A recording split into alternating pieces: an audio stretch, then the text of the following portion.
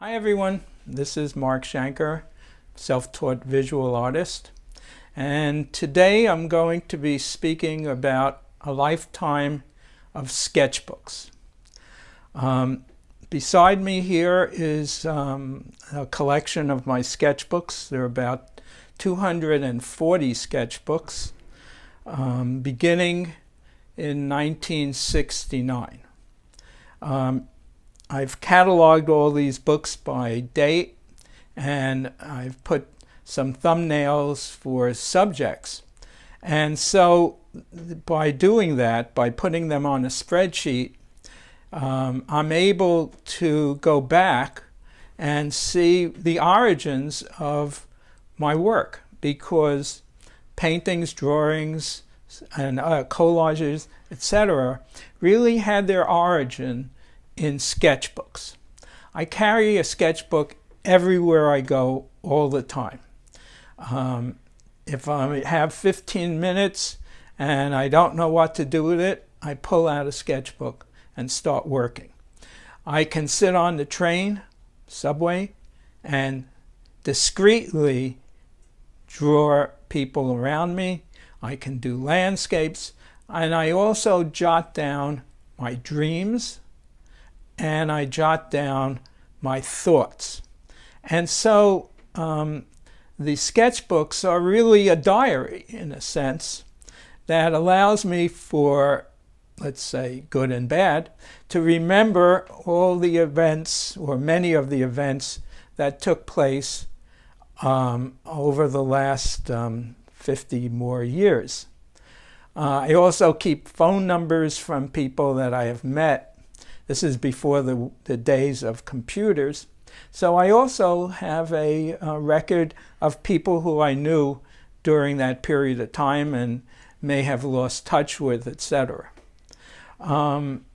So here's an example, for instance, of a thought I had. Well, let's start with the earliest sketchbook, which this was in... This one was 1971, and I bought the sketchbook in England when I was there, and then took it with me to Paris, where I was living for approximately 6 months, and went to the museums and made studies of the paintings in the museums to learn composition and structure of paintings, etc. So these are like some of the ideas that some of the sketches. I worked at that time in pen. There was no way to make a correction, so I felt that really put a requirement that I do it as well as I could the first try. Here are some ideas I had for my own drawings. It says, use the picture frame to create a mirror, backward perspective and forward, flatten out the cup, and these are just ideas that I had. And as I was drawing the famous paintings in the Louvre, etc., I made notes. And it's sort of interesting to go back and see what I did and what I was thinking in those days.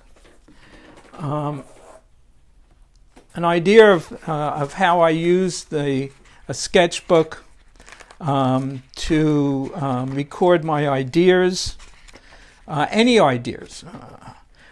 For instance, in 2008, I wrote, an empty calendar, but not a moment to spare. And I recorded my thoughts when I was reading. I read books, etc. The compositions, that is, the distribution of figures, proportions, and body relative to nature. The lines flowed by the arms, legs, etc., create an underworldliness, a zone of existence both in the world and outside of it. This was a painting that I guess I saw, and I had those thoughts.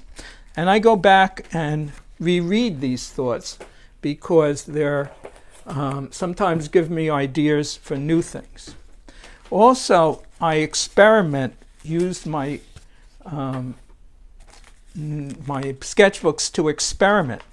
Now, in this case, I had a show in the Netherlands, and I saw all these bicycles that had been abandoned because they were missing parts and they were broken, etc.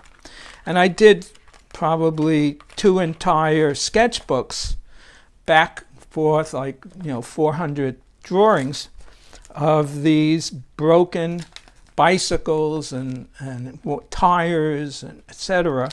And these drawings really became the basis for a whole group of paintings that I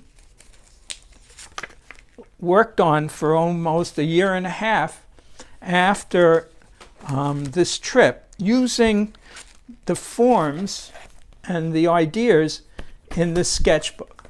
So sketchbook for me is a platform where I can experiment, where I can make mistakes, where I can try different things and just keep going, one picture after the other, until I get to the essence of the forms and what they really mean.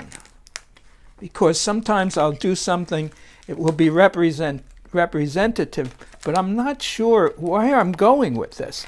And by doing one after the other in a sketchbook, it gives me an ideas for what is going on in my head. And I just happen to have a little painting that came some years later. Actually, this is 2014, so it's 5 years later, that is actually based on the sketches that I did in my sketchbook in 2009.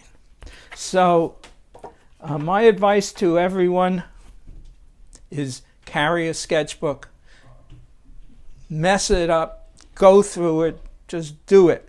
And no matter what, save it and put it aside, and one day you'll look back and you'll find things in there that you'll either love or hate. So this is Mark Shanker, MarkShanker, at markshanker.com. Thank you, and bye.